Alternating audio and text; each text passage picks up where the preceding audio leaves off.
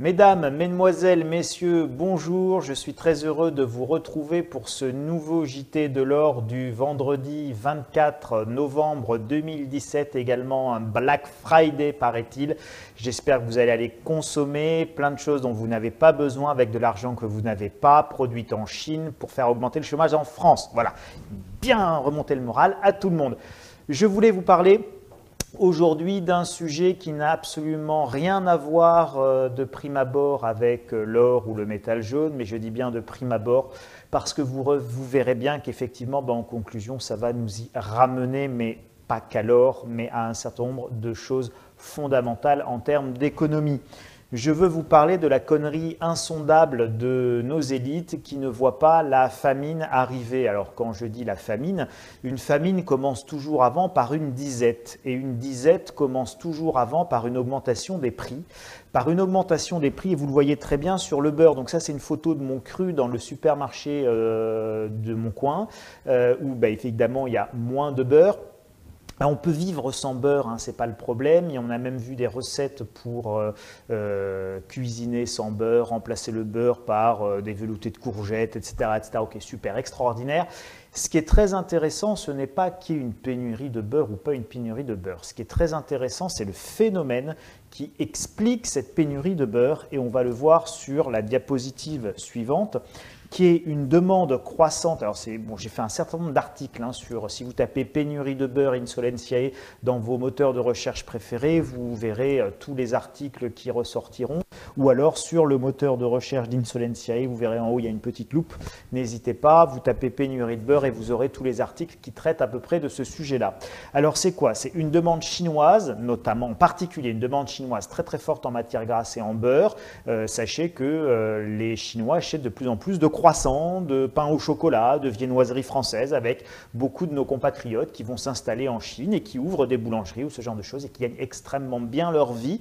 Et bien tout ça, plus l'industrie agroalimentaire chinoise qui va intégrer ce genre de produits dans ses préparations. Et vous avez une augmentation très importante de la demande internationale et donc en Chine en particulier. Cette demande internationale en forte hausse, bien évidemment, loi de l'offre et de la demande. Qu'est-ce qui se passe? Bien tout simplement, quand la demande augmente, les prix augmentent. C'est assez logique, c'est une loi économique assez fondamentale. Donc on a des tensions sur les prix. On a des tensions sur les prix et on a un refus de la grande distribution tout simplement de s'aligner sur ces hausses de prix du marché international. Pourquoi? Parce qu'il y a un grand principe dans le commerce français, c'est que tous les ans, nos grandes enseignes de grande distribution négocient des contrats cadres avec les industriels et avec leurs fournisseurs, et que dans ces contrats cadres, elles s'engagent sur des tarifs et des niveaux de tarifs pour une année. En échange de cet engagement sur des niveaux de tarifs, la grande distribution s'engage, elle, sur des niveaux de volume et donc de quantité.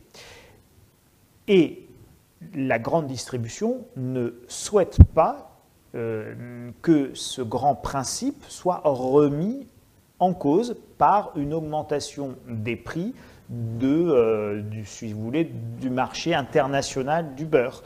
Et donc, ils refusent de remettre en cause, ni plus ni moins que le fonctionnement même de leur contrat cadre et de leurs négociations annuelles.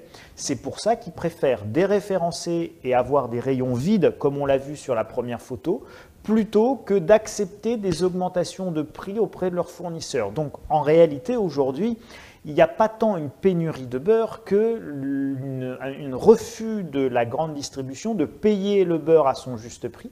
Et donc, comme la grande distribution ne veut pas payer le prix du beurre au prix du beurre actuel sur le marché international, les industriels, on est dans un marché libre, on est dans un monde ouvert, ils préfèrent aller vendre leur beurre, ce qui est assez logique, au plus offrant. Et donc le plus offrant, ce n'est pas le supermarché français, c'est tout simplement les Chinois. Donc on va vendre le beurre en Chine. Et puis nous, les Français, tout simplement, nous n'avons plus de beurre à mettre dans nos épinards.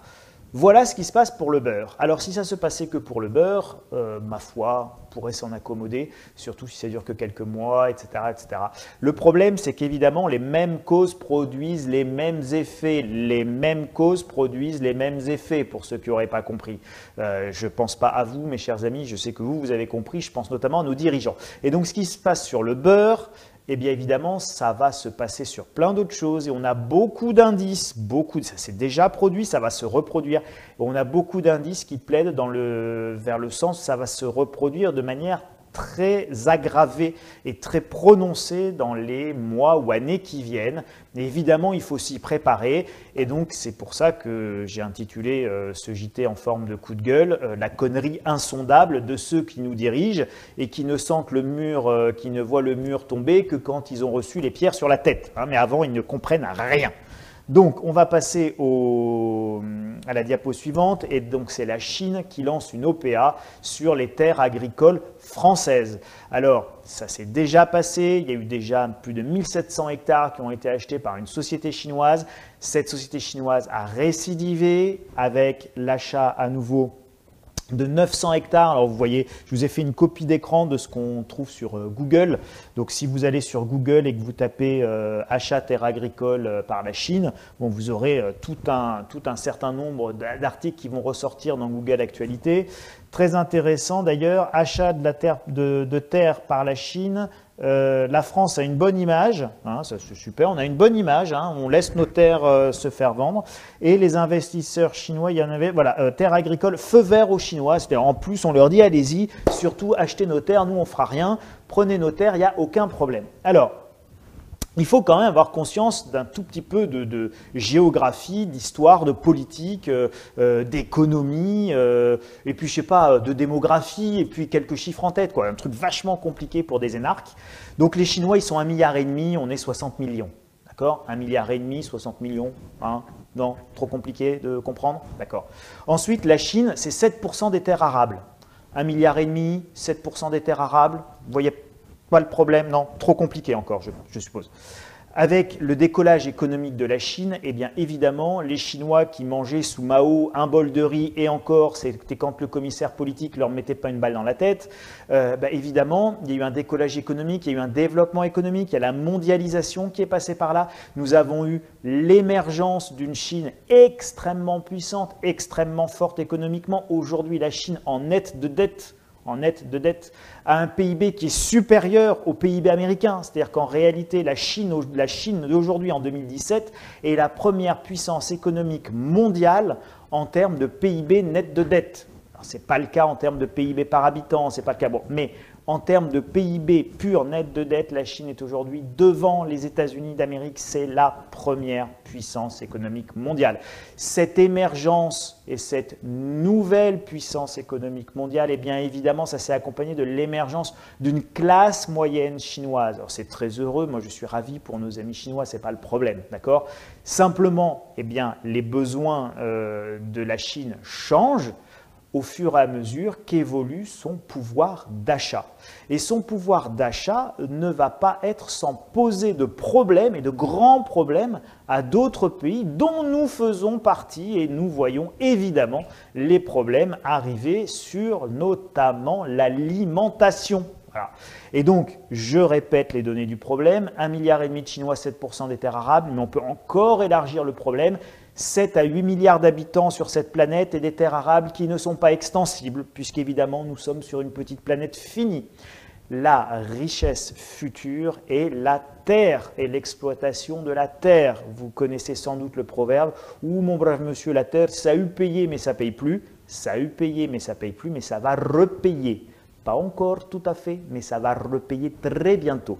Donc vous avez intérêt à réinvestir dans la terre très vite. Bon, mais pas en Chine. Ils n'ont pas de terre. En revanche, eux, ils ont très bien compris. Et ils ont très bien compris qu'il fallait investir dans les terres. Et ils sont en train de racheter massivement les terres dans le monde entier. S'ils achètent des terres, mes amis, ce n'est pas pour vous nourrir pour pas cher, c'est pour se nourrir eux-mêmes. Et donc, c'est évidemment pour produire ici et pour réexporter là-bas. Vous voyez bien le problème qui se pose quand même. Bon, c'est que si on produit ici, chez nous, de l'alimentation qui va être réexportée là-bas par des sociétés chinoises, vous n'aurez plus à manger. C'est-à-dire que ce qui est produit ici n'arrivera même plus dans vos assiettes. Ça sera vendu. Voilà. Donc, je suis assez sidéré que personne ne voit le problème d'ampleur mondiale qui se pose, sans compter qu'il s'est déjà posé.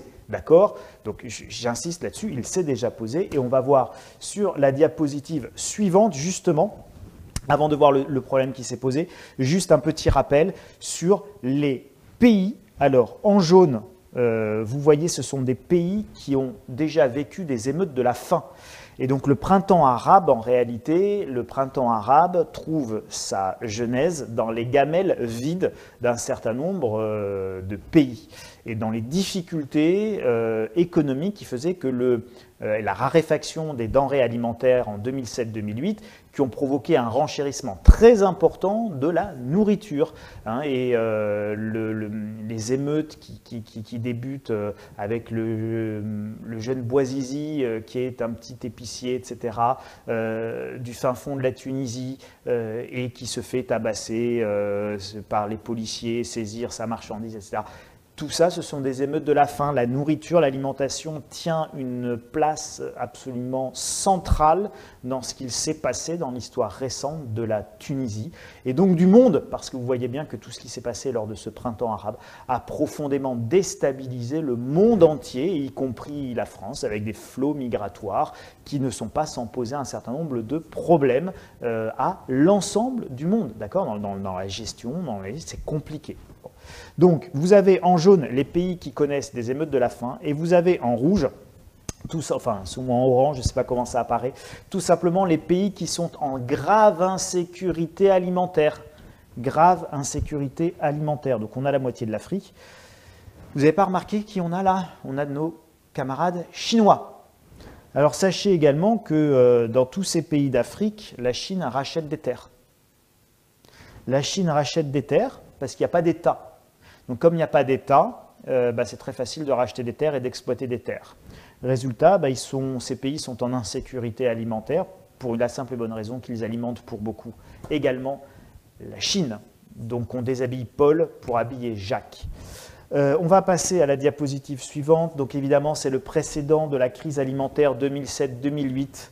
Alors, il s'était passé plusieurs choses pendant cette crise alimentaire 2007-2008. Donc, on l'a vu évidemment. Alors, vous pourrez regarder, vous pourrez vous renseigner si vous souhaitez. Vous tapez crise alimentaire mondiale 2007-2008 dans votre moteur de recherche préféré. Vous aurez plein d'occurrences. Il y avait eu notamment, et c'était un article du site Slate que je vous ai ressorti, mais comment Goldman Sachs a provoqué la crise alimentaire en spéculant sur les matières premières. Donc, vous avez des tensions extrêmement fortes, il suffit qu'on ait 1 ou 2 années de mauvais rendement et il n'y a plus à manger pour 8 milliards d'habitants, où la portion calorique moyenne est en forte diminution. Quand la portion calorique moyenne est en forte diminution, que la demande est constante, voire que la demande augmente, qu'est-ce qui se passe? Au mieux, il y a une explosion des prix. Ça veut dire quoi? Ça veut dire que quand les riches maigrissent, les pauvres meurent. Quand les riches maigrissent, les pauvres meurent. Donc ceux qui ont le moins d'argent, eh bien évidemment, ils ne peuvent pas acheter à manger et remplir leur estomac et encore plus grave, ceux de leurs enfants. C'est évidemment extrêmement déstabilisant. Il n'y a pas pire que les gamelles vides. Toutes les révolutions de celle de 1789 à celle d'octobre 1917, qui a un siècle en Russie et qui avait fait créer l'avènement de l'ex-URSS, eh bien, toutes ces révolutions sont liées à des gamelles vides et à des problèmes alimentaires. Sans problème alimentaire, point de révolution possible. Donc, amis révolutionnaires, si vous souhaitez une révolution, vous n'avez plus qu'à prier pour qu'il y ait une famine. Pour qu'il y ait une famine, pardon. On va passer à la diapositive suivante. Donc, les terres agricoles, évidemment, elles ne sont pas un bien comme les autres. Donc, je vous ai listé un certain nombre donc, laisser le libre-échange et le libre marché régir le prix des denrées alimentaires et si les gamelles se remplissent ou ne se remplissent pas, c'est évidemment un petit peu court. Ce sont des choses qui doivent être encadrées, de même que les terres agricoles, de même que l'exploitation. Tout cela est bien trop grave pour être laissé de manière complètement ouverte et libre, que ce soit au libre-échange ou aux forces de marché. C'est évidemment quelque chose qui doit être régulé et régulé de manière extrêmement sérieuse. tellement sérieuse que la sécurité alimentaire des Français, elle ne peut pas être négociable. La sécurité alimentaire des Français, elle n'est pas négociable. La sécurité alimentaire de mes enfants, elle n'est pas négociable. D'accord? C'est évidemment quelque chose d'éminemment stratégique. Quand on parle des intérêts supérieurs d'une nation, nous sommes en plein dedans. Le sujet alimentaire, la sécurité énergétique de notre pays, de même que la sécurité alimentaire de notre population, c'est ce qu'on appelle les intérêts stratégiques de la France. Et les intérêts stratégiques de la France ne sont pas négociables. Et ceux qui pensent qu'on peut le négocier se trompent et tirent un trait sur une notion qui est fondamentale, qui est celle de souveraineté. Et la souveraineté, c'est ce qui protège le peuple, la population. D'accord? Donc, il faut être très conscient de cela, et c'est pour cette raison-là qu'il est très important d'écrire au président, d'écrire au Premier ministre. Vous allez sur le site de l'Élysée, vous allez sur le site du Premier ministre, vous remplissez le champ, contact, rubrique contact, et vous écrivez et vous les sensibilisez de la même manière que vous sensibilisez les députés. Ça doit être un sujet qui doit être impérativement pris en compte et impérativement pris au sérieux par nos autorités. D'accord? Aujourd'hui, la loi permet à des entreprises chinoises de racheter les terres agricoles en France, à très fort prix d'ailleurs, ça enrichit beaucoup les agriculteurs, ça c'est très bien, mais ils n'arrivent pas à vivre, assez mal dans certains cas, de leur travail quotidien. En revanche, ils sont assis sur une valeur qui est fondamentale, qui est la valeur du foncier. Et quand ils revendent le foncier, eh bien, les 900 hectares qui ont été vendus récemment, eh bien, il y en a eu pour 10 millions d'euros. La transaction, c'est 10 millions d'euros. Donc vous voyez, le prix de l'hectare, c'est quelque chose de très très conséquent. On parle de plus de 10 000 euros l'hectare. Et comme la Chine a beaucoup d'argent qui est lié, je vous renvoie à ce que je vous disais sur le Black Friday de tout à l'heure, en entrée de ce JT, je vous disais, on achète des choses dont on n'a pas besoin avec de l'argent qu'on n'a pas pour faire tourner les usines chinoises. Et donc les excédents de nos achats, ce sont évidemment, les déficits que représentent nos achats, ce sont évidemment les excédents qu'ont nos amis chinois, et ces excédents sont plantureux. Et donc ils peuvent évidemment, parce que c'est stratégique pour eux de nourrir également leur population, eh bien faire une véritable razzia sur les terres agricoles d'un certain nombre de pays qui se laissent faire aujourd'hui. On va passer à la diapo suivante. Que faut-il faire? C'est assez simple. Il faut contrôler la totalité des...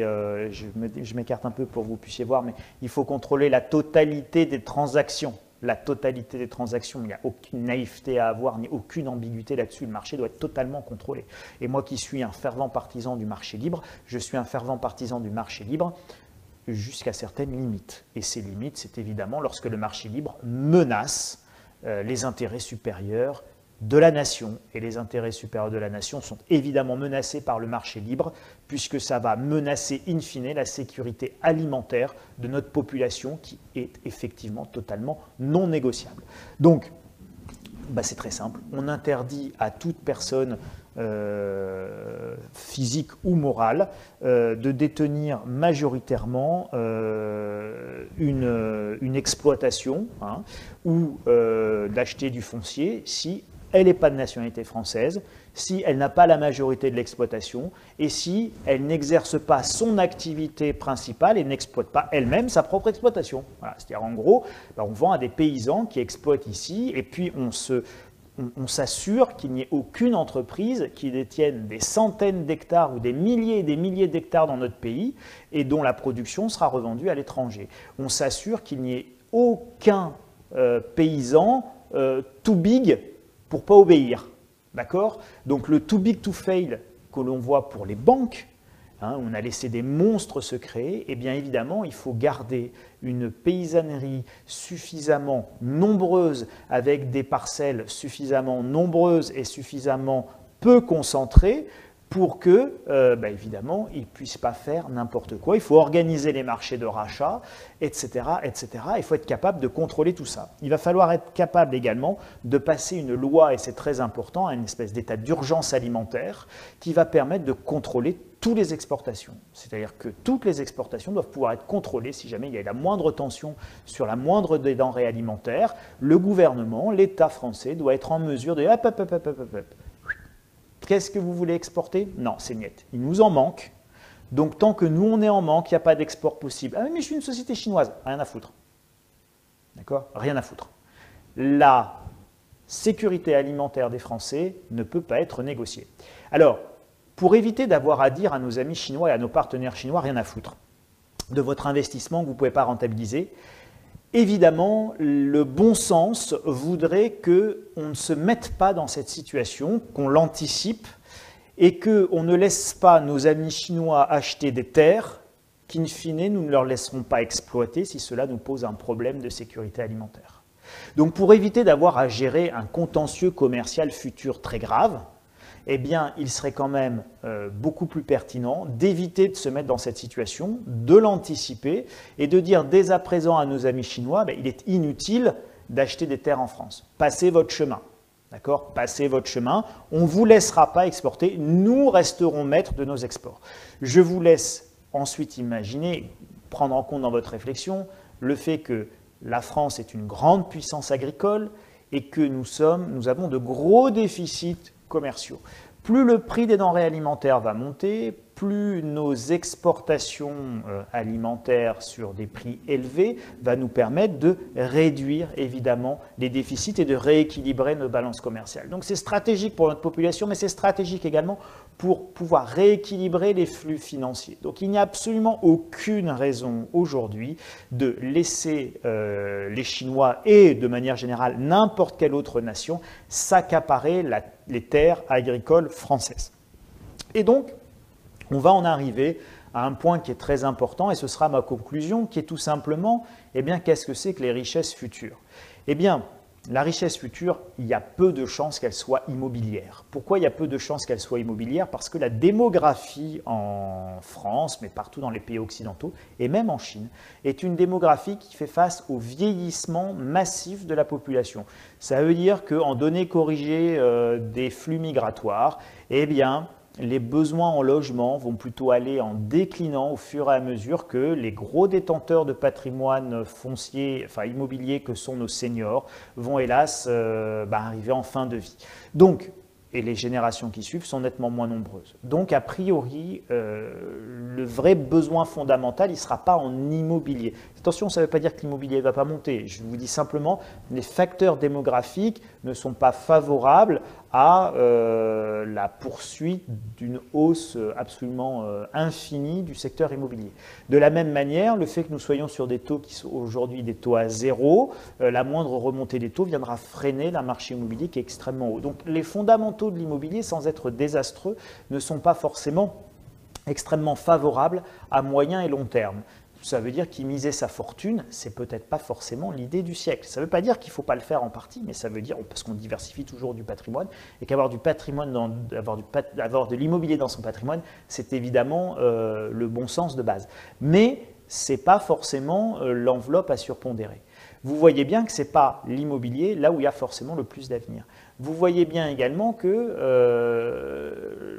avec des niveaux de bourse qui sont très très élevés, l'avenir il n'est pas forcément aujourd'hui sur certaines valeurs boursières qui sont extrêmement élevées. Regardez la progression des indices. Bon, c'est stratosphérique, ça ne veut pas dire que ça ne peut pas monter encore, mais bon, en tout cas, il y a a priori moins de potentiel devant que de potentiel derrière.